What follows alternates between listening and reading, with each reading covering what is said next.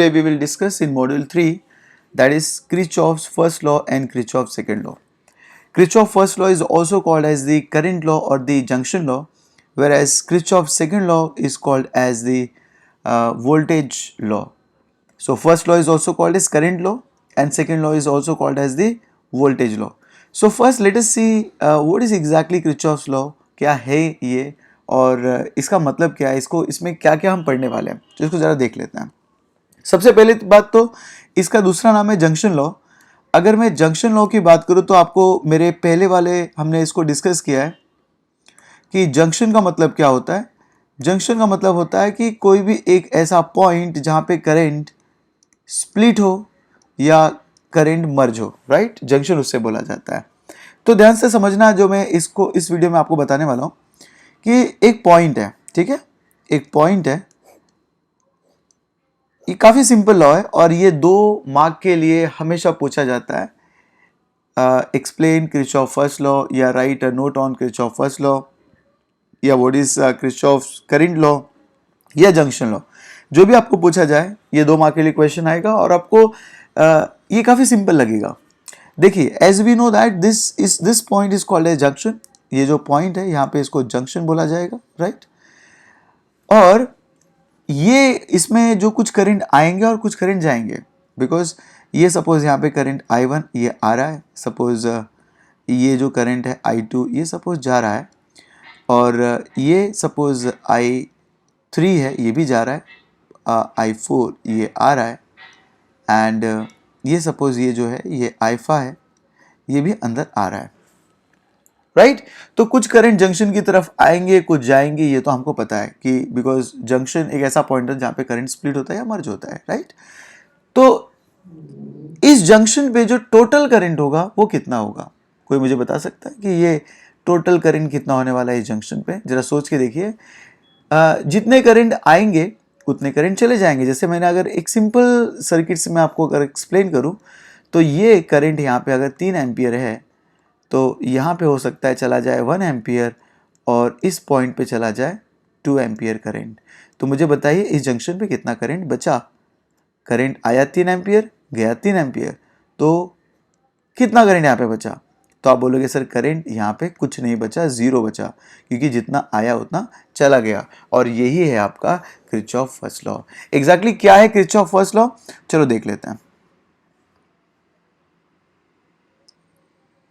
देखिए यहाँ पे स्क्रीन पे आपको दिख रहा होगा, नीचे की तरफ देखिए आपको समझ में आएगा कि यहाँ पे देखो हमारा टॉपिक है किरचॉफ्स लॉ क्या होता है. तो आप देख सकते हैं Kirchhoff law of electric network, ऐसे भी इसका हेडिंग आता है. Explain the Kirchhoff law of electric network आ सकता है क्वेश्चन, या किरचॉफ फर्स्ट लॉ डायरेक्टली आपको पूछा जाएगा किरचॉफ वोल्टेज लॉ और दी नॉट वोल्टेज करंट और दी जंक्शन लॉ. इसका आंसर देखिए बहुत ही सिंपल, जैसा मैंने आपको बताया कि the algebraic sum of electric current, the algebraic sum of electric current, यहाँ पे कुछ की वर्ड्स हैं like algebraic sum of electric current at any junction is equal to 0. इसका मतलब क्या है कि अगर मैं इसका अल्जेब्रिक सम का मतलब क्या होता है पहले मैं आपको ये एक्सप्लेन कर दूं. जैसे यहाँ पे आप देख सकते हैं एक सर्किट है छोटी सी, जिसमें से I1 करंट अंदर आ रहा है, I2 करंट बाहर जा रहा है, I3 करंट अंदर आ रहा है और I4 करंट भी बाहर जा रहा है और I5 करंट अंदर आ रहा है. तो इस सर्किट के हिसाब से मुझे अगर मैं बोलूं इसमें अल्जेब्रिक सम ऑफ करंट क्या होगा, तो अल्जेब्रिक मतलब होगा अगर मैं सबको ऐड करूं, I1 प्लस I2 जितने भी करंट है इसमें अगर मैं सबको ऐड करता जाऊं, I2 plus I3 plus I4 plus I5, ये सब करंट का जो इक्वल होगा, जो एडिशन होगा वो हमेशा 0 होगा. सो ये मीनिंग होता है अल्जेब्रिक सम का मतलब, जिसको मैं मैथमेटिकल एक्सप्रेशन में कुछ इस तरह से लिख सकता हूँ. समेशन इस सिंबल का नाम है. समेशन मतलब addition. Summation of all the current is equal to 0. ये है आपका किरचॉफ फर्स्ट लॉ. काफ़ी सिंपल है. I think the algebraic sum of all the current at any junction is equal to 0. ये हमेशा ज़ीरो के बराबर होता है। अच्छा, मुझे अब इसे प्रूव करना है कि ये कैसे करंट ज़ीरो होगा, तो इसके लिए मैं यूज़ करूँगा साइन कन्वेंशन। अब इस साइन कन्वेंशन का मतलब क्या है कि मैं यहाँ पे कुछ अजम्पशन लेने वाला हूँ कि जो करंट अंदर आ रहा है उससे मैं कुछ पॉजिटिव या नेगेटिव लूँगा, या जो करंट बाहर जा रहा है उसे पॉजिटिव नेगेटिव कंसिडर करने वाला हूँ, ताकि मैं इस चीज़ को प्रूव कर सकूँ, राइट। तो यहाँ पे देखो लिखा गया है कि current coming towards the junction, जो करंट जंक्शन की तरफ आएगा उसको मैं लूँगा पॉजिटिव, और जो करंट जंक्शन को लीव करेगा, the current leaving the junction is consider as negative. तो मुझे आप बताइए, मैं सबको रफ कर देता हूँ जो भी यहाँ पे मैंने लिखा है। अब आप मुझे बताइए इन दोनों लॉ का यूज़ करके, इन दोनों साइन कन्वेंशन का यूज़ करके, कि जो I1 होगा वो पॉजिटिव होगा या नेगेटिव होगा। जरा सोच के देखिए, ये I1 करंट अंदर की तरफ जा रहा है, तो इससे मैं लूँगा I1 एज पॉजिटिव, क्योंकि हमने बोला है कि current coming towards the junction ये हमेशा कैसा होगा, पॉजिटिव होगा। तो I1 तो पॉजिटिव हो गया। What about I2? I2 जरा देखिए, I2 बाहर जा रहा है तो it should be negative, so minus I2 हो जाएगा। आगे देखिए I3 अंदर आ रहा है तो again it is positive I3।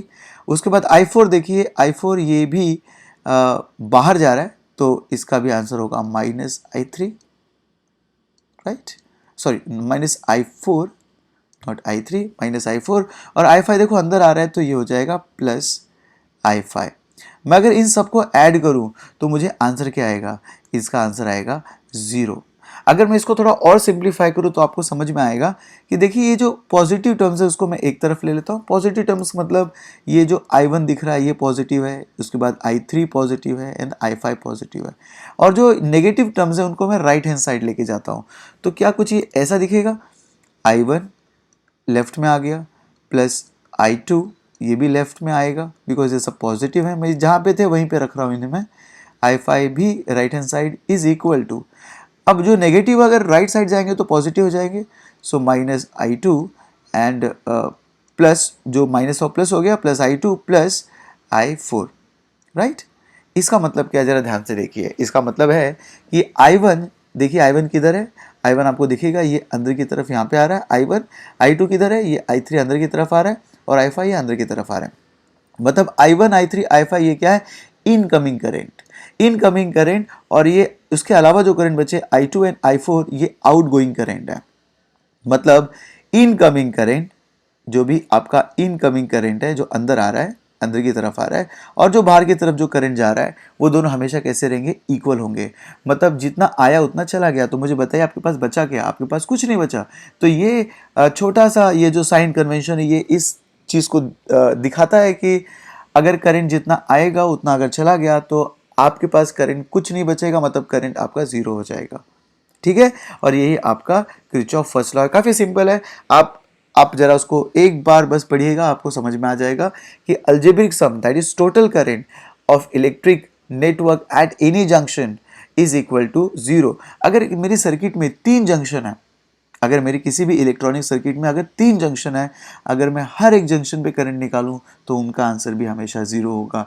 Junction जितने भी हो किसी भी इलेक्ट्रिक नेटवर्क में, इस इलेक्ट्रिक सर्किट में, वहाँ पे आपका करंट 0 ही होगा। आगे बढ़ते हैं, इस चीज़ को मैं रफ कर देता हूँ। अगर आपको चाहिए तो आप स्क्रीनशॉट ले सकते हो, आप नोट्स बनाते जाइए मेरे साथ ही साथ। जो चीज़ को मैंने लिखा है वो नेक्स्ट पेज पे होगा, जो मैं आपको दिखा दूँ यहाँ पे।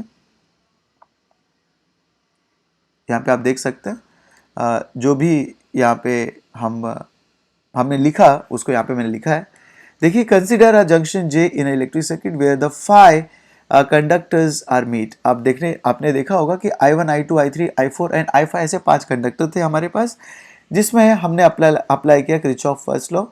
तो जिसमें I1 ये अंदर की तरफ जा रहा था टूवर्ड्स जंक्शन, तो इसलिए पॉजिटिव लिया। I2 को हमने नेगेटिव लिया बिकॉज ये बाहर जा रहा है। I3 को, अच्छा क्या मैं इसको देख के सर्किट बना सकता हूँ? ऑफ कोर्स बना सकता हूँ। मैं पहले 5 कंडक्टर बना देता हूँ,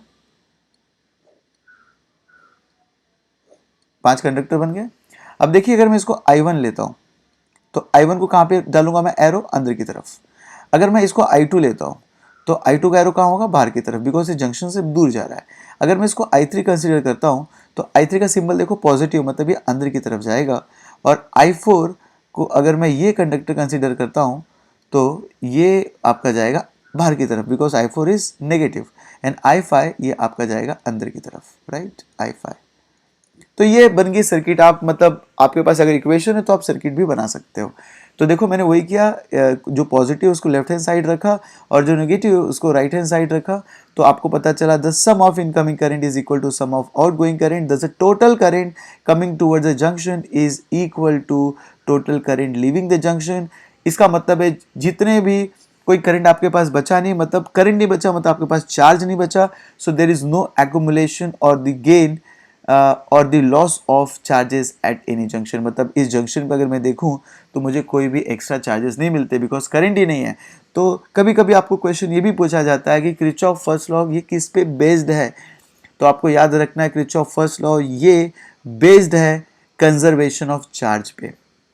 ये आपको अच्छे से याद रखना, हमेशा याद रखना है Kirchhoff first law is based on the conservation of charge. ठीक है, ओके। और इस लॉ को हम बोलते हैं कभी कभी करेंट लॉ या जंक्शन लॉ भी बोला जाता है। और इसके ये छोटा सा अगर आप पढ़ेंगे तो आपको मैंने एकदम छोटे में एक्सप्लेन कर दिया है कि फर्स्ट लॉ किस पे बेस्ड है। यहाँ पे सम ऑफ करंट जो होगा कहाँ पे, जंक्शन पे, वो कितना होगा, हमेशा जीरो होगा। तो ये शॉर्टकट है, आप इसको इस तरह से भी याद रख सकते हैं। इसका जो साइन कन्वेंशन है वो आपका पॉजिटिव, जो अगर करंट अंदर आ रहा है, जो करंट अगर बाहर जा रहा है उसको हम नेगेटिव लेंगे, तो ये साइन कन्वेंशन है। इस तरह से ये पूरा किरचॉफ फर्स्ट लॉ कंप्लीट होता है ना। अगर मैं बात करूं किरचॉफ सेकंड लॉ की, तो किरचॉफ सेकंड लॉ थोड़ा सा किरचॉफ फर्स्ट लॉ से बड़ा है, पर वो भी काफ़ी सिंपल है। अब किरचॉफ सेकंड लॉ क्या एग्जैक्टली, चलो इसके बारे में हम डिस्कस कर लेते हैं। Kirchhoff second law is also called as the voltage law. जैसे फर्स्ट लॉ को करंट लॉ बोला जाता है, वैसे ही हमको किरचॉफ सेकंड लॉ मतलब वोल्टेज लॉ होता है। अब ये क्या बोलता है, जरा इससे हम पहले तो इसे हम पढ़ लेते हैं और ट्राई करते हैं कि ये थोड़ा हमें इसका ये समझ में आए। स्टेटमेंट पहले तो समझे और उसके बाद में मैं आपको एक्सप्लेन करूंगा कि ये एग्जैक्टली क्या बोलता है। देखिए किरचॉफ सेकंड लॉ की बात करो तो यहाँ पे बोला जाता है द अलजेब्रिक सम, मतलब ये आपको तो वर्ड पता है, अलजेब्रिक का मतलब होता है total, right. The algebraic sum of potential difference. अब what do you mean by potential difference? अगर आपको पोटेंशियल डिफरेंस नहीं पता तो आप मेरे पहले मॉड्यूल को देख सकते हैं जहाँ पे मैंने पोटेंशियल डिफरेंस को एक्सप्लेन किया है। अगर आपको नहीं देखना कोई बात नहीं, मैं आपको हल्के से यहाँ पे एक्सप्लेन करता हूँ। पोटेंशियल डिफरेंस कभी भी V से रिप्रेजेंट किया जाता है और EMF को E से रिप्रेजेंट किया जाता है। जो V होता है ये कभी भी कम होता है EMF से, क्योंकि V वही चीज़ है, एक सेल से ही आपको मिलता है, पर इस सेल को जब मैं कनेक्ट करूंगा किसी वायर से तो ये कहलाता है पोटेंशियल डिफरेंस।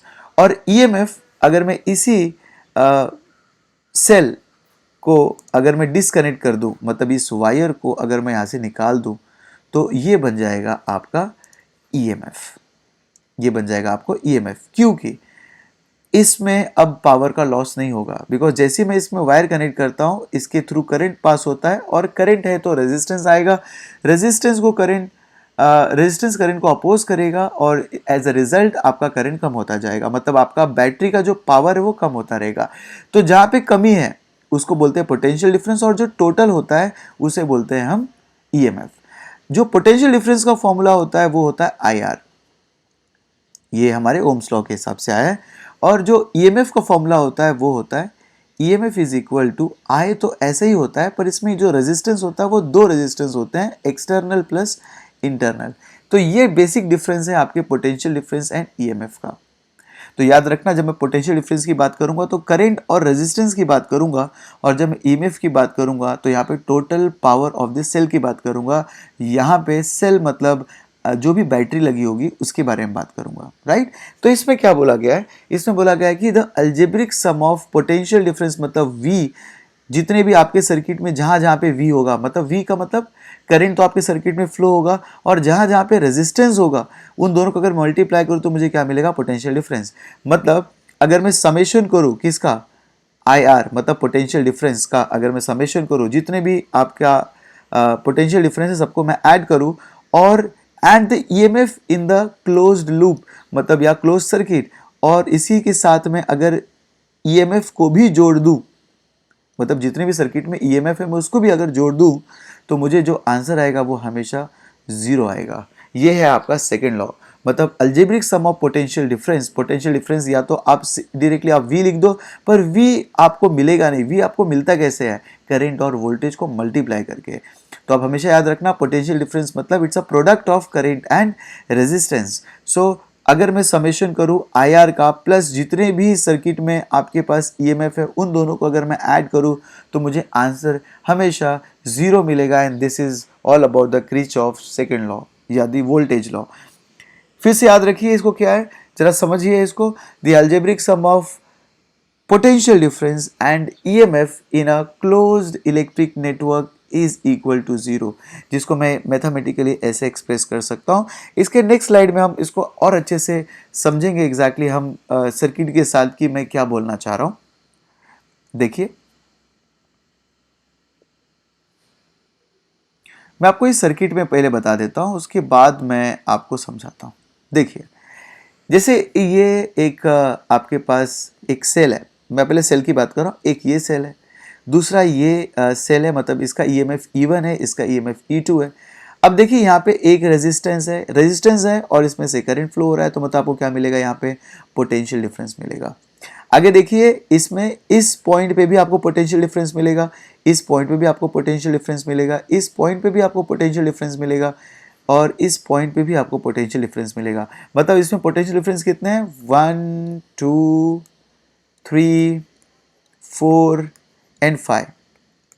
आपको ऐसे 5 पोटेंशियल डिफरेंस है, राइट? 5 पोटेंशियल डिफरेंस है और 2 EMF है। अगर मैं इन सबको ऐड करूं तो मुझे आंसर क्या आएगा? 0 आएगा। ये कैसे करेंगे ये मैं आपको थोड़ी टाइम में एक्सप्लेन करूंगा, पर सबसे पहले हम लोग इसमें भी कुछ एक साइन कन्वेंशन है, पहले हम उसे देख लेते हैं। साइन कन्वेंशन, क्योंकि मुझे प्रूव करना है कि जो टोटल EMF होता है एंड जो टोटल आपका पोटेंशियल डिफरेंस होता है वो 0 होता है, और इसको प्रूव करने के लिए हमें हमेशा ज़रूरत पड़ती है साइन कन्वेंशन की। तो यहाँ पे साइन कन्वेंशन क्या है देखें। तो पहला साइन कन्वेंशन है, if loop is traced from positive terminal to negative terminal of a cell, then EMF of a cell is taken as negative. मतलब अगर किसी भी, जैसे ये एक सर्किट है, इस सर्किट में मैं किस तरफ जा रहा हूं? ट्रेसिंग का मतलब क्या होता है पहले मैं आपको ये एक्सप्लेन कर देता हूं। ट्रेसिंग का मतलब होता है जैसे एक सर्किट है ये, राइट? एक सर्किट है ये सर्किट में एक सेल भी डाल देता हूं मैं फॉर योर अंडरस्टैंडिंग। अगर मैं ट्रेसिंग में जा रहा हूं A नाम इसको मैंने दे दिया, नेमिंग दे दिया ABCD। तो देखो ABCD में अगर मैं लिखूं, if I am moving from ABCD, तो ये बन गया इसका ट्रेसिंग। मतलब मैं ट्रेस मतलब कैसे जाऊंगा? मैं हमेशा A से B की तरफ जाऊंगा, B से C की तरफ जाऊंगा, C से D और D से A की तरफ ही जाऊंगा। तो ये इसको कहा जाता है ट्रेसिंग, राइट? इसको कहा जाता है ट्रेसिंग। तो यहां पे लिखा है कि अगर if the loop is trace from positive terminal to the negative terminal of a cell, तो देखिए ट्रेसिंग कहां से कहां पे जा रही है सेल के। ये नेगेटिव होता है, ये पॉजिटिव होता है। ध्यान से सोचना आप, मैं जा रहा हूं A से B, B से C, C से D। जब मैं C से D में जाऊंगा तो I am moving from negative terminal to positive terminal, right? EMF में मैं कहां पे जा रहा हूं? From negative to positive. तो यहां पे अगर मैं नेगेटिव से पॉजिटिव जाऊंगा, जब भी नेगेटिव, यहां पे उल्टा लिखा है, यहां पे लिखा है if I am moving from positive terminal to negative. मतलब इसमें मुझे ट्रेस कैसा करना पड़ेगा? जरा सोच के देखिए। इस टाइम पे मुझे ट्रेस करना पड़ेगा कुछ इस तरीके से। मैं इसको पहले रफ कर दूं और मैं अब इसको ट्रेस करूंगा लाइक दिस। अब मैं जाऊंगा, अगर मुझे ट्रेसिंग चेंज करके मैं लिख दूं ADCBA, अगर मैं जा रहा हूं, ये मेरा ट्रेसिंग अगर मेरी ऐसी है, मैं A से D जा रहा हूं, D से C जा रहा हूं और C से B और B से बाद में A की तरफ जा रहा हूं, तो मुझे बताइए मैं मेरे ट्रेसिंग में मैं कहां से, बैटरी में कहां से कहां पे मूव कर रहा हूं? I am moving from positive terminal to negative terminal. और अगर जब भी मैं ट्रेसिंग में पॉजिटिव से नेगेटिव की तरफ जाता हूं तो मेरा जो आंसर होता है EMF का, जैसे ये E1 है, तो EMF को मैं हमेशा लास्ट वाला सिंबल लेना है आपको, जो फाइनल सिंबल है, मतलब मैं लूंगा नेगेटिव ऑफ E1।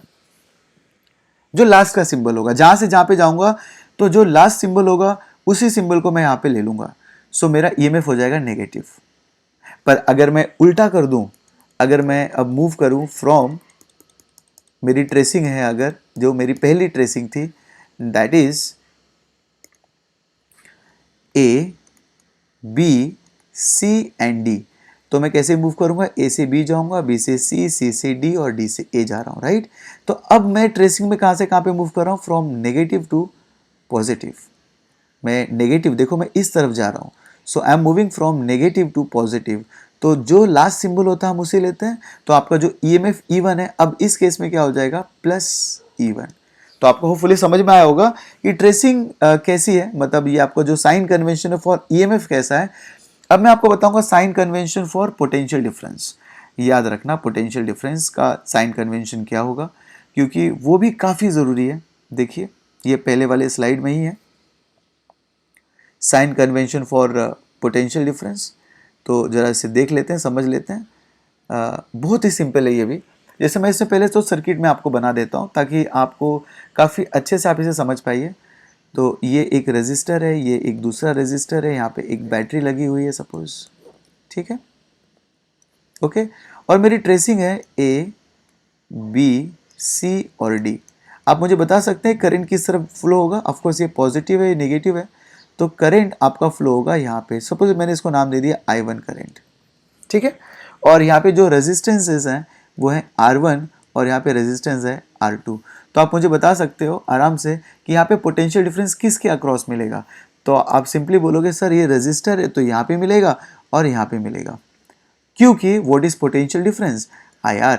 जहाँ पे भी करंट होगा और जहाँ पे भी रेजिस्टेंस होगा वहाँ पे आपको क्या मिलेगा, वहाँ पे आपको मिलेगा पोटेंशियल डिफरेंस। हम लोग अभी साइन कन्वेंशन किसके लिए कर रहे हैं, पोटेंशियल डिफरेंस के लिए कर रहे हैं, क्योंकि हमने ईएमएफ का देख लिया। अब देखते हैं sign convention for potential difference.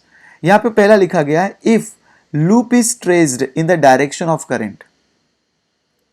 मतलब अगर मेरा जो लूप का डायरेक्शन है, ट्रेसिंग का डायरेक्शन और मेरे करंट का डायरेक्शन है, अगर ये सेम हुआ तो जो पोटेंशियल डिफरेंस होगा उसे मैं कंसीडर करूंगा एज नेगेटिव।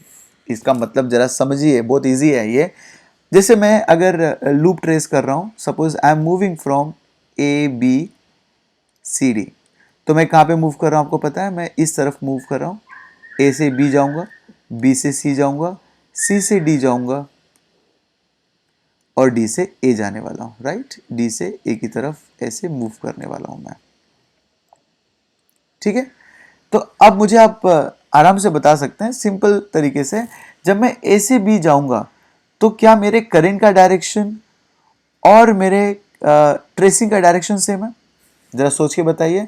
जब मैं ए से बी मूव कर रहा हूं तो मेरा करंट भी देखो उसी तरफ जा रहा है, my current is in this direction. देखो I1 जो है वो इसी तरफ जा रहा है और मेरा ट्रेसिंग भी इसी तरफ जा रहा है, क्योंकि आई am moving in clockwise direction, right. तो अगर ऐसा कोई सिचुएशन है जहां पे मेरी ट्रेसिंग और करंट का डायरेक्शन सेम है, तो उस टाइम पे जो पोटेंशियल डिफरेंस होगा वो हमारा होगा नेगेटिव। तो बताइए पोटेंशियल डिफरेंस कितना होगा। तो आपको दिख रहा है करंट कितना जा रहा है I1 और रेजिस्टेंस कितना है R1, तो आपका हो जाएगा IR, पहले आप लिख दो सिंपली, क्योंकि ये होता है पोटेंशियल डिफरेंस। पर करंट कितना है I1 और रेजिस्टेंस कितना है R1, तो ये हो जाएगा आपका माइनस, क्योंकि मेरा करंट का डायरेक्शन एंड ट्रेसिंग का डायरेक्शन सेम है, तो मेरा पोटेंशियल डिफरेंस नेगेटिव होता है। अगर मैं R2 की बात करूं तो बाय डिफॉल्ट R2 भी नेगेटिव होगा, क्योंकि करंट का डायरेक्शन एंड ट्रेसिंग का डायरेक्शन इसमें भी सेम है। तो आपका आ जाएगा -I1, करंट I1 फ्लो हो रहा है एंड रेजिस्टेंस कितना है आपका R2, राइट। R2 आपका रेजिस्टेंस है। तो देखिए मैं यहाँ पे मैंने नीचे, और दूसरा कैसा होता है कि सपोज आपका जो करंट है और जो ट्रेसिंग है दोनों अपोजिट डायरेक्शन में। मैं आपको समझा देता हूँ क्या मैं बोलना चाह रहा हूँ। ये मैं सबको रफ कर देता हूँ और उसके बाद मैं आपको ट्रेसिंग के हिसाब से समझाता हूँ कि अगर मेरी ट्रेसिंग उल्टी है तो मेरा जो ये होगा कैसा होगा।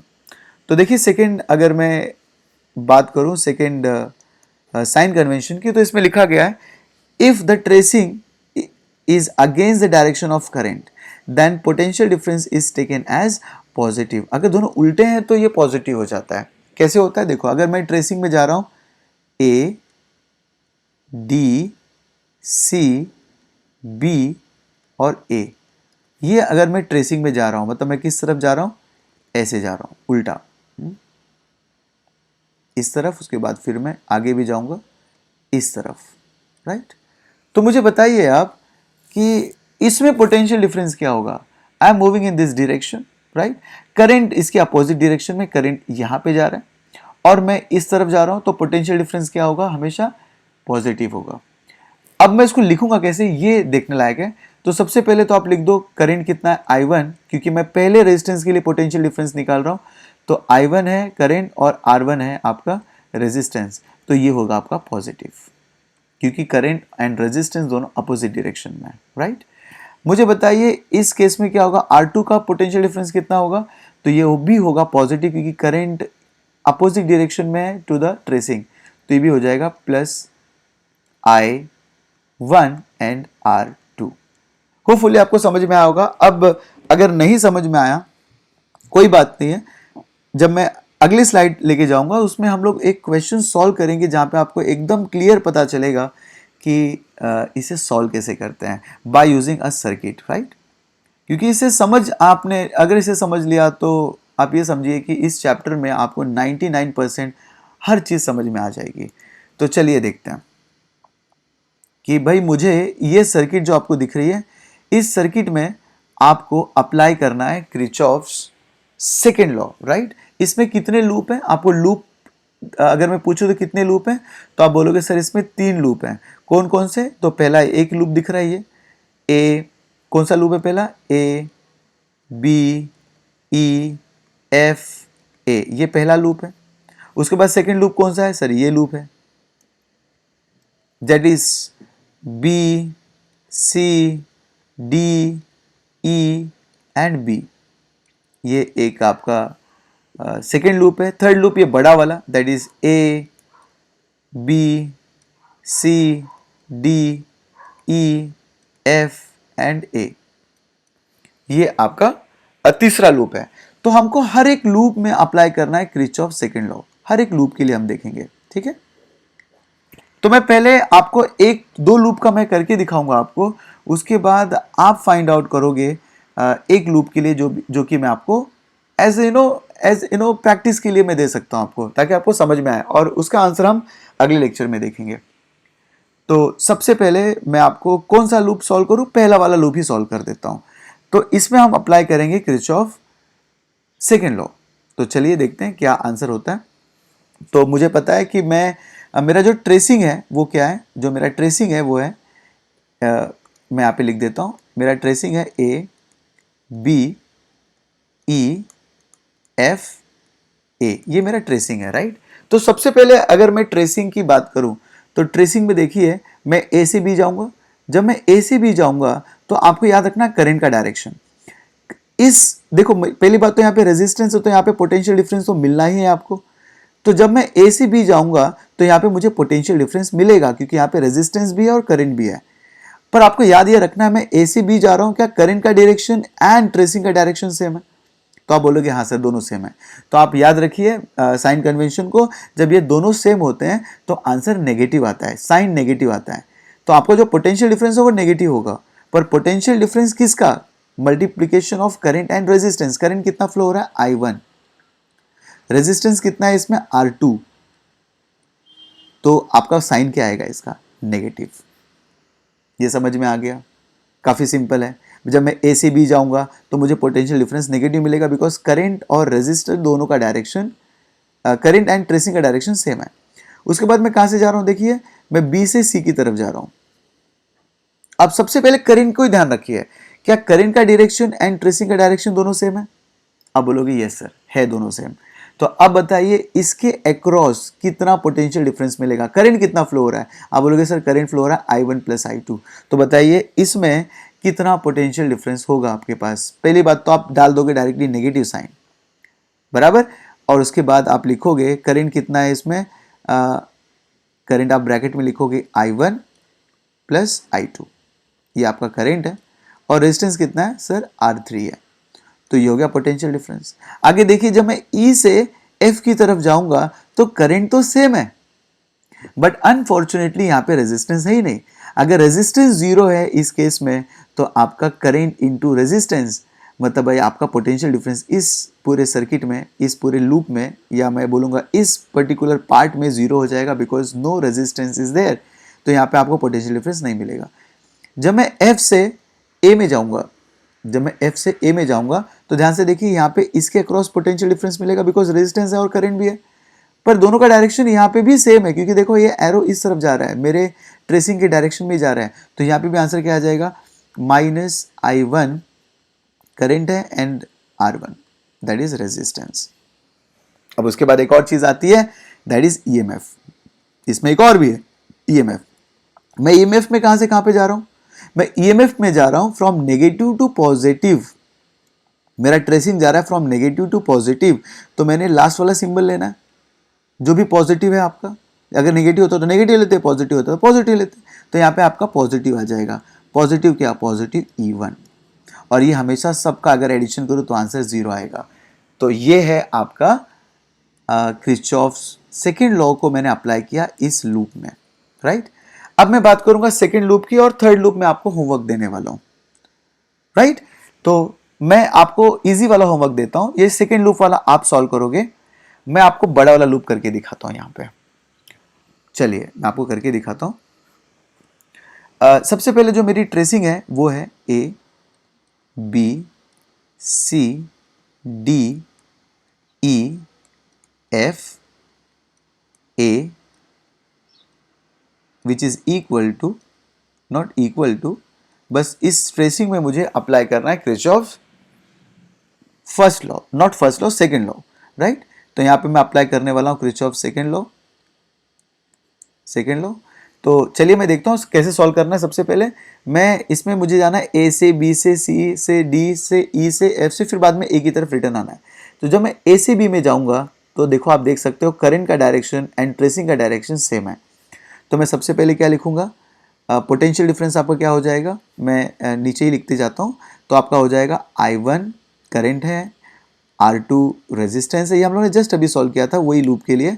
मतलब बस उसके इसमें इस लूप में भी ये पार्ट आ रहा है, तो इसका आंसर भी तो सेम ही होगा, माइनस, क्योंकि दोनों का डायरेक्शन सेम है। जब मैं जाऊंगा B से C की तरफ, क्योंकि मेरा ट्रेसिंग अलग है, अंदर नहीं जाएगा, बाहर की तरफ ही है, B से C जा रहा हूँ। अब मुझे बताइए, ध्यान से सोच के बताना, मैं इस तरफ जा रहा हूँ और करंट ऊपर की तरफ आ रहा है, ध्यान से देखिए। तो यहाँ पे करंट और ट्रेसिंग का डायरेक्शन अपोजिट है, तो यहाँ पे साइन क्या आएगा, पॉजिटिव। पर पॉजिटिव क्या, पॉजिटिव कितना करंट जा रहा है, I2, और कितना रेजिस्टेंस है, R4, राइट। I2 करंट है, R4 रेजिस्टेंस, तो आपको पोटेंशियल डिफरेंस मिल गया। पर साइन क्या होगी, प्लस का होगा, बिकॉज दोनों अपोजिट है। होपफुली समझ में आएगा। तो ये वाला साइड तो कंप्लीट हो गया। अब आते हैं C से D की तरफ। तो देखिए C से D की तरफ पहले मुझे मिल गया EMF। तो EMF में मैं आप कहां से कहां पे जा रहा हूं, I am moving from positive to negative, right. तो मैं लास्ट वाला सिंबल लूंगा, तो मैं लूंगा यहाँ पे माइनस, और पोटेंशियल डिफरेंस की EMF कितना है आपका, E2, तो मैंने लिखा -E2। अब आगे बढ़ता हूं, तो देखिए मुझे मिलेगा R5 रेजिस्टेंस मिलेगा। तो इस रेजिस्टेंस डेफिनेटली मुझे पोटेंशियल डिफरेंस मिलने वाला है, बिकॉज करंट भी है और रेजिस्टेंस भी है। तो देखिए मेरा करंट अपोजिट जा रहा है मेरी ट्रेसिंग से, तो यहाँ पे भी साइन होगा प्लस। प्लस क्या, प्लस जो रेजिस्टेंस है आपका R5 और जितना करंट है आपके पास I2। आगे बढ़े, जब मैं D से F की तरफ जाऊंगा तो यहाँ पे देखो मेरे पास कोई रेजिस्टेंस ही नहीं है। अगर कोई रेजिस्टेंस ही नहीं है तो मेरा करंट यहाँ पे है, पर रेजिस्टेंस नहीं है, तो पोटेंशियल डिफरेंस 0 हो जाएगा। होपफुली आपको ये समझ में आ गया होगा। तो इस साइड में आपको कोई भी पोटेंशियल डिफरेंस नहीं मिलेगा, EMF भी नहीं मिलेगा। पर अगर मैं इस साइड की बात करूं तो यहाँ पे भी मेरे पास दो चीज़ें हैं, रेजिस्टेंस भी है और EMF भी है। तो इनका आंसर क्या होगा, देखिए सबसे पहले मुझे मिला आपका रेजिस्टेंस, तो मुझे मिलेगा इसके across potential difference. Potential difference कितना होगा बताइए, देखो करंट भी सेम है और ट्रेसिंग भी उसी डायरेक्शन में, तो आप लिखोगे -I1 R1, राइट। और उसके बाद में देखिए अब मुझे मिलेगा EMF, क्योंकि इसी पार्ट में, इस सेगमेंट में आपके पास ईएमएफ भी है, पर मैं इस ईएमएफ में कहाँ से कहाँ पे मूव कर रहा हूँ, फ्रॉम नेगेटिव टू पॉजिटिव, तो मैं साइन लूंगा पॉजिटिव का, तो यहाँ पे आ जाएगा plus E1 is equal to 0। मेरा लूप खत्म, तो मेरा आंसर खत्म।